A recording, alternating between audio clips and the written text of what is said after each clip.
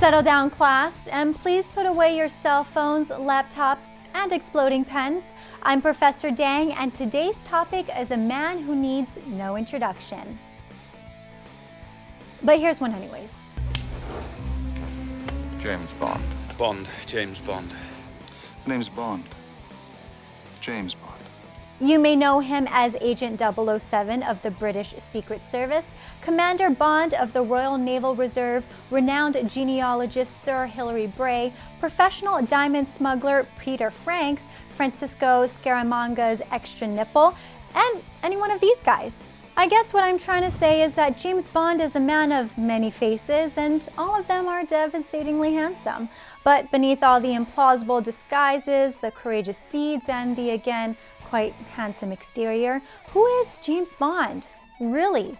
To answer that question, we'll need to wade through 50 years worth of novels and films, so let's get cracking. 007 was created in 1953 by Ian Fleming, a former British naval intelligence officer turned spy novelist. Drawing inspiration from his real-life experience during World War II, Fleming combined the traits of operatives he had worked with and details from his own life to form the ultimate secret agent. But what to call him? The answer was on the cover of a bird-watching book that Fleming owned, written by ornithologist named... what's his name again? The name's Bond.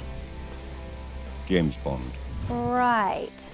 We don't learn much about his background in the films, but Fleming's novels reveal that Bond spent his childhood abroad with his parents till they were killed in a mountain climbing accident. Orphaned at age 11, savvy young James returned to England under the care of an aunt and almost immediately got himself kicked out of school for, surprise, being a ladies' man. Eventually, he ended up in the Navy during World War II and worked his way up to the position of commander. And the rest is history. Well, fiction actually, but you guys know what I mean. At the start of Casino Royale, the first novel, a mid-30s Bond has risen to the ranks of 00, the code number that denotes a license to kill. A ruthless and humorless killer, Fleming's Bond is described as tall, dark, and, yep, still handsome Hoagie Carmichael look-alike, with a thin scar on his cheek and a cruel-looking mouth.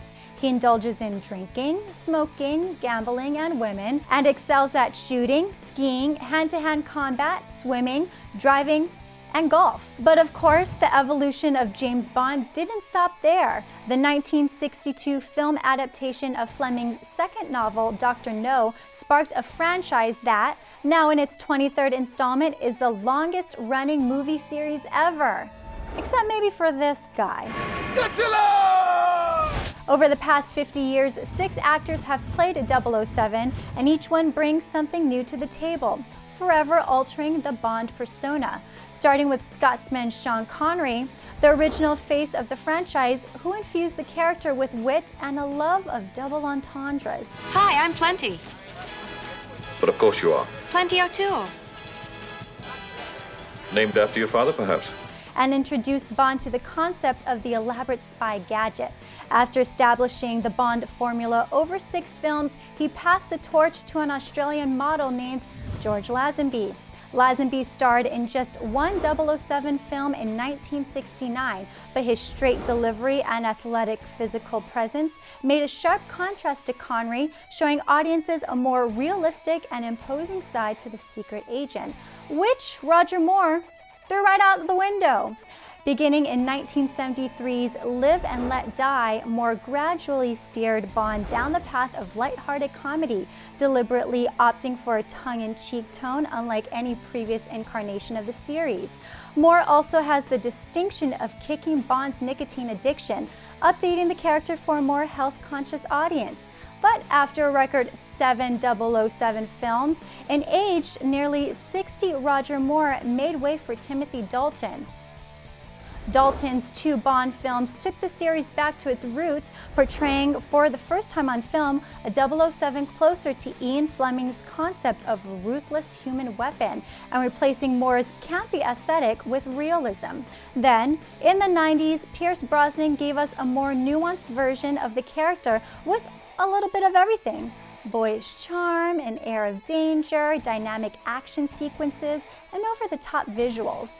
Brosnan is credited with bringing Bond into the modern movie era, which brings us to Daniel Craig, who's making 007 history as we speak.